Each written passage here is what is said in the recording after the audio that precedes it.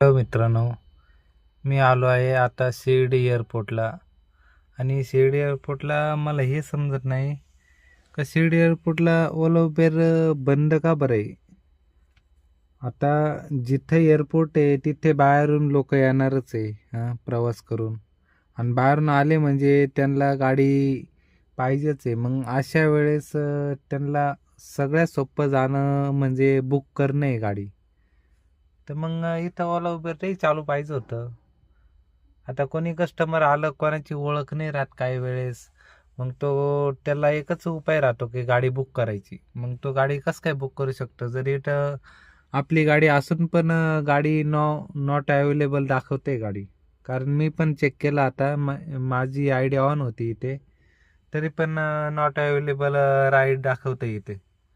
मग अशा वेळेस जे कस्टमरांना बाहेरून येत आहे त्याला माहीत नसेल इथं प्रायव्हेटमध्ये कशी गाडी घ्यायची आणि मग ते काय करतील.